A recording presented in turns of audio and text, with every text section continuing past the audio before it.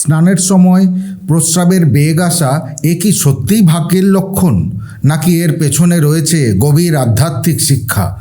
চলুন জেনে নেওয়া যাক ঋষি অষ্টাবক্রের এক কালজয়ী শিক্ষার আলোকে। ঋষি অষ্টাবক্র ছিলেন প্রাচীন ভারতের একজন মহান ঋষি, দার্শনিক এবং অদ্বৈত বেদান্তের অন্যতম বিশিষ্ট আচার্য। তিনি বিশেষভাবে তার অনন্য জ্ঞান, আত্মতত্ত্বের শিক্ষা এবং অষ্টাবক্র গীতা এর জন্য সুপরিচিত। অষ্টাবক্র শব্দটি দুটি অংশে বিভক্ত। অষ্ট মানে ৮ আর বক্র মানে বাঁকা বা বেঁকে যাওয়া। পুরাণ ও ঐতিহ্য অনুযায়ী তিনি মাতৃগর্ভেই অসাধারণ জ্ঞানী ছিলেন। একদিন তার পিতা ঋষি কহদ বেদমন্ত্র উচ্চারণে সামান্য ভুল করলে গর্ভস্থ অষ্টাবক্র সেই ভুল সংশোধন করেন। এতে পিতা ক্রুদ্ধ হয়ে তাকে অভিশাপ দেন যে তার শরীরের ৮টি অঙ্গ বেঁকে যাবে। সেই থেকেই তার নাম হয় অষ্টাবক্র। এবারে আসা যাক মূল প্রসঙ্গে, যে স্নানের সময় প্রস্রাবের বেগ আসা এ কি সত্যিই ভাগ্যের লক্ষণ, নাকি এর পেছনে রয়েছে গভীর আধ্যাত্মিক শিক্ষা? এক সময় মিথিলা নগরীতে মাধব নামে এক যুবক বাস করত। সে ছিল অত্যন্ত জিজ্ঞাসু স্বভাবের। সংসারের প্রতিটি ছোট বড় ঘটনার অন্তর্নিহিত রহস্য জানার প্রবল আগ্রহ ছিল তার। ছোটবেলা থেকেই দর্শনশাস্ত্র, বেদ, পুরাণ এবং মহাপুরুষদের বাণীর প্রতি তার গভীর অনুরাগ ছিল। অন্য শিশুরা যখন খেলাধুলায় ব্যস্ত থাকত, তখন মাধব বৃদ্ধ ঋষি মুনিদের পাশে বসে জীবন, মৃত্যু, আত্মা এবং পরমাত্মা সম্পর্কে প্রশ্ন করত। একদিন শ্রাবণ মাসে সে নদীতে স্নান করতে গেল। আকাশে কালো মেঘ জমেছিল। নদীর জল ছিল শীতল, নির্মল ও স্বচ্ছ। মাধব যখন নিজের শরীরে ঠান্ডা জল ঢালল, তখন হঠাৎ তার প্রস্রাবের বেগ অনুভূত হলো। সে কিছুটা লজ্জিত হয়ে নদীর তীরে এসে স্বাভাবিক শারীরিক প্রয়োজন সম্পূর্ণ করল। এরপর আবার নদীতে নেমে স্নান শেষ করল। বাড়ি ফেরার পথে তার মনে এক অদ্ভুত প্রশ্ন জাগল। এমন কেন হয় যে স্নানের সময় হঠাৎ প্রস্রাবের বেগ আসে? এটা কি কেবল শরীরের একটি স্বাভাবিক ক্রিয়া, নাকি এর পেছনে কোনো গভীর আধ্যাত্মিক রহস্য লুকিয়ে আছে? প্রশ্নটি তাকে এতটাই আলোড়িত করল যে সে খাওয়া দাওয়ার কথা ভুলে গেল। মাধব মিথিলার নাম করা পণ্ডিতদের কাছে গেল। একজন বললেন, বাবা, এটা শরীরের স্বাভাবিক ধর্ম, এতে ভাবার কিছু নেই। আরেকজন বললেন, এটি অত্যন্ত শুভ লক্ষণ, এতে লক্ষ্মীর কৃপা আসে। আবার কেউ বললেন, না, এটি অশুভ সংকেত। প্রত্যেকের উত্তর ছিল ভিন্ন। ফলে মাধব আরও বিভ্রান্ত হয়ে পড়ল। কয়েকদিন পরে সে জানতে পারল মহান ঋষি অষ্টাবক্র কাছের এক গভীর অরণ্যে একটি প্রাচীন বটগাছের নিচে অবস্থান করছেন। তার জ্ঞান এতই গভীর ছিল যে মিথিলার রাজা জনকও তার চরণে মাথা নত করতেন। মাধবের হৃদয় আনন্দে ভরে উঠল। সে ভাবল, যদি এই প্রশ্নের প্রকৃত উত্তর কেউ দিতে পারেন, তবে তিনি একমাত্র ঋষি অষ্টাবক্র।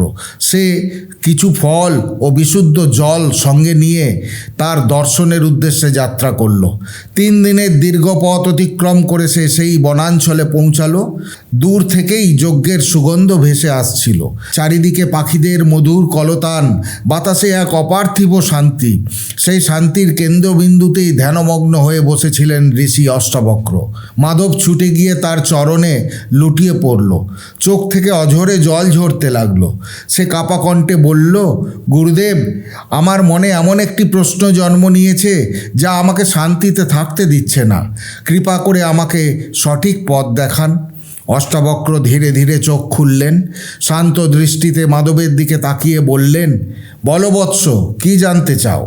মাধব হাত জোর করে বলল, গুরুদেব, অনেকেই বলেন যে স্নানের সময় প্রস্রাবের বেগ আসা সবার ভাগ্যে থাকে না। কেউ এটিকে শুভ বলেন, কেউ অশুভ। এতে কি সত্যিই কোনো আধ্যাত্মিক সত্য লুকিয়ে আছে, নাকি এটি কেবল শরীরের একটি স্বাভাবিক প্রক্রিয়া? অষ্টাবক্র কিছুক্ষণ নীরব রইলেন। তারপর শান্ত কণ্ঠে বললেন, হে বৎস, এই সংসারে যা কিছু ঘটে তার পিছনে অবশ্যই কোনো না কোনো কারণ থাকে। বিজ্ঞান সেই কারণ খোঁজে পদার্থে, আর দর্শন খোঁজে চেতনার গভীরে।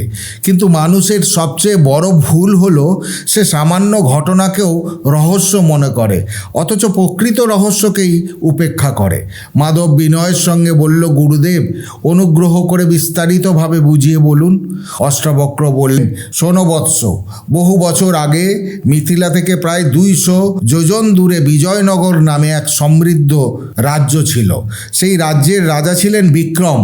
তার অপরিসীম ধনসম্পদ ছিল, বিশাল সেনাবাহিনী, 7তলা প্রাসাদ, শত শত দাসদাসী এবং প্রতিদিন 56 ভোগের আয়োজন। কোনো কিছুরই অভাব ছিল না।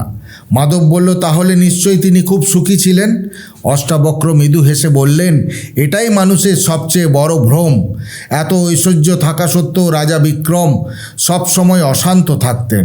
রাতে ঘুম হতো না। বৈদ্যরা বলতেন, মহারাজ, আপনার শরীরে কোনো রোগ নেই, আপনার অসুখ মনের। মন্ত্রীরাও বলতেন, রাজ্যে কোনো সমস্যা নেই, কিন্তু রাজার অন্তরে শান্তি ছিল না। একদিন তিনি বিরক্ত হয়ে ভাবলেন, এত বৈভব থাকা সত্ত্বেও আমি সুখী নই কেন? হয়তো প্রকৃতির মাঝে গেলে এর উত্তর খুঁজে পাব। তিনি সাধারণ মানুষের পোশাক পরে একাই অরণ্যে প্রবেশ করলেন। 3 দিন বন জঙ্গলে ঘুরে এক নদীর তীরে পৌঁছে তিনি এক আশ্চর্য সাধুকে দেখতে পেলেন। সাধুর গায়ে কোনো বস্ত্র ছিল না, সারা শরীরে ভস্ম লেপন করা ছিল, জটাজুট চুল। তার বয়স বোঝার উপায় ছিল না, কিন্তু তার মুখে ছিল এমন এক অপার্থিব আনন্দ, যেন সমগ্র পৃথিবীর সম্পদ তিনি লাভ করেছেন। তিনি নদীতে ডুব দিচ্ছিলেন আর শিশুর মতো হেসে উঠছিলেন। রাজা অবাক হয়ে ভাবলেন, আমার কাছে সব আছে, তবু আমি দুঃখী, আর এই মানুষটির কাছে তো কিছুই নেই, অথচ তিনি এত আনন্দে আছেন কেন? তিনি এগিয়ে গিয়ে বললেন, মহারাজ, আপনার নেই কোনো রাজ্য, নেই ধনসম্পদ, নেই প্রাসাদ, তবুও আপনি এত আনন্দে থাকেন কিভাবে? আপনার আনন্দের রহস্য কী? সাধু রাজার মুখের দিকে তাকিয়ে শান্তভাবে বললেন, রাজন, কারণ আমি শরীরকে চিনেছি, কিন্তু তুমি এখনও নিজেকেই শরীর বলে মনে করো। রাজা বিস্মিত হয়ে বললেন, আপনার কথা আমি বুঝতে পারছি না, অনুগ্রহ করে স্পষ্ট করে বলুন। সাধু নদী থেকে উঠে একটি পাথরের উপর বসলেন। রাজাকেও পাশে বসতে বললেন। তারপর বললেন, যখন শরীর ঠান্ডা জল স্পর্শ করে তখন তার বহু প্রাকৃতিক প্রক্রিয়া সক্রিয় হয়ে ওঠে। যেমন বৃষ্টির জল পেলে বীজ অঙ্কুরিত হয়, তেমনি শরীরও তার নিজস্ব নিয়মে প্রতিক্রিয়া জানায়। ঠান্ডা জল লাগলে ত্বক সংকুচিত হয়, রোম খাড়া হয়ে যায়, পেশির প্রতিক্রিয়া ঘটে, মূত্রাশয়ের উপর চাপ পড়ে, ফলে অনেক সময় প্রস্রাবের বেগ অনুভূত হয়। এতে না শুভ আছে না অশুভ, এটি শরীরের স্বাভাবিক কার্যপ্রণালী মাত্র।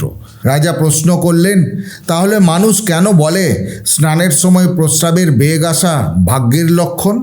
সাধু হেসে বললেন, হে রাজন, প্রকৃত সৌভাগ্য এতে নয় যে স্নানের সময় প্রস্রাব হবে কি হবে না। প্রকৃত সৌভাগ্য হলো তুমি এমন একটি সুস্থ শরীর পেয়েছো যা তার স্বাভাবিক কাজ সঠিকভাবে করছে। একবার ভেবে দেখো, পৃথিবীতে কত মানুষ কিডনির রোগে ভুগছে, কেউ 1 ফোঁটা প্রস্রাবের জন্য যন্ত্রণায় কাতর, কেউ ডায়ালিসিসের উপর নির্ভরশীল। তাই প্রস্রাব হওয়াটাই আসলে ঈশ্বরের এক মহান আশীর্বাদ। এর অর্থ তোমার শরীর এখনও সচল, জীবিত এবং সুস্থ। রাজা স্তব্ধ হয়ে গেলেন। সাধু আবার বললেন, তুমি প্রতিটি ঘটনাকে লাভ ক্ষতির পাল্লায় মাপতে অভ্যস্ত হয়ে গেছো, কিন্তু প্রকৃতি কখনো এমনভাবে কাজ করে না। নদী বয়ে চলে, সে ভাবে না সে কারো উপকার করছে নাকি অপকার। সূর্য উদয় হয়, সে ভাবে না সে কারোর জীবন দিচ্ছে নাকি কাউকে দগ্ধ করছে। ঠিক তেমনি ক্ষুধা, তৃষ্ণা, ঘুম, প্রস্রাব, মলত্যাগ এসব শরীরের স্বাভাবিক ধর্ম। রাজার চোখ ভিজে উঠল। সাধু তার কাঁধে হাত রেখে বললেন, তুমি দুঃখী কারণ তুমি নিজেকে শরীর মনে করেছো, অথচ তুমি শরীর নও। শরীর 5টি মহাভূত, মাটি, জল, অগ্নি, বায়ু ও আকাশ দিয়ে গঠিত। জন্মের সময় তুমি এগুলির সঙ্গে আনোনি, মৃত্যুর সময়ও সঙ্গে নিয়ে যাবে না। তুমি কেবল সেই চৈতন্য যে শরীরের সমস্ত কার্যকলাপের সাক্ষী। রাজা অশ্রু জল চোখে বললেন, মহারাজ, আমাকে জ্ঞান দিন। সাধু মৃদু হেসে উত্তর দিলেন, জ্ঞান তোমার মধ্যেই আছে, শুধু অহংকারের ধুলো তা ঢেকে রেখেছে। সেই ধুলো সরিয়ে ফেললেই জ্ঞান নিজে থেকেই প্রকাশ পাবে। আর মনে রেখো, পরের বার যখন স্নান করার সময় তোমার প্রস্রাবের বেগ হবে, তখন এটাকে শুভ বা অশুভ বলে ভাববে না, শুধু উপলব্ধি করবে শরীর তার কাজ করছে, আর তুমি সেই শরীরের নীরব সাক্ষী। এই কথা বলে সাধু অরণ্যের গভীরে অদৃশ্য হয়ে গেলেন। রাজা বিক্রম দীর্ঘক্ষণ নদীর তীরে বসে রইলেন। তিনি প্রাসাদে ফিরে এলেন। তখন তিনি আর আগের মানুষটি ছিলেন না।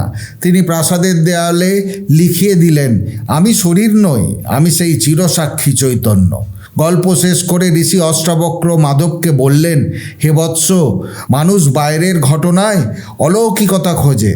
কেউ হাঁচিকে শুভ বলে, কেউ চোখ কাপাকে অশুভ বলে, আবার কেউ স্নানের সময় প্রস্রাবের বেগ আসাকে বিশেষ ভাগ্যের লক্ষণ বলে মনে করে।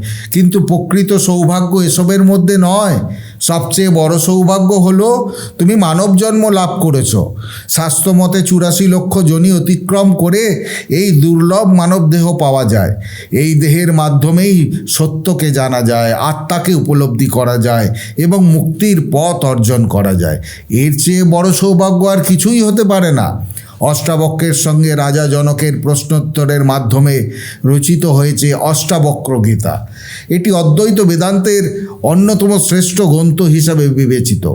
এই গ্রন্থের মূল শিক্ষা হলো, তুমি শরীর নও, তুমি আত্মা। আত্মা জন্মায় না, মরে না। বন্ধন ও মুক্তি মূলত মনের ধারণা। আত্মস্বরূপ উপলব্ধি করলেই মুক্তি লাভ সম্ভব। অষ্টাবক্রের একটি বিখ্যাত শ্লোক, যদি মুক্তি চাও তবে ইন্দ্রিয় ভোগকে বিষের মতো ত্যাগ করো এবং ক্ষমা, সরলতা, দয়া, সন্তোষ ও সত্যকে অমৃতের মতো গ্রহণ করো।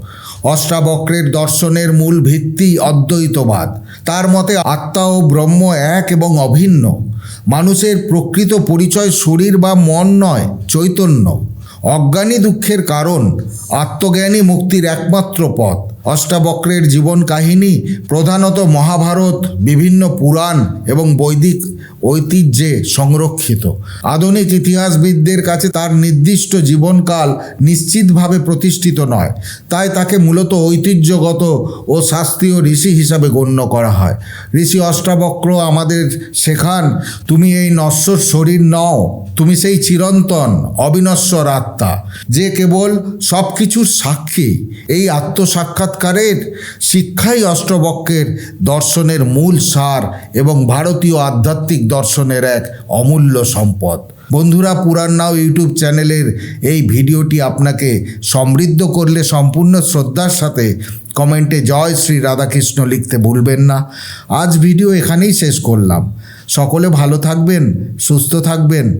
দেখা হবে পরের ভিডিওতে। জয় শ্রীকৃষ্ণ। রাধে রাধে।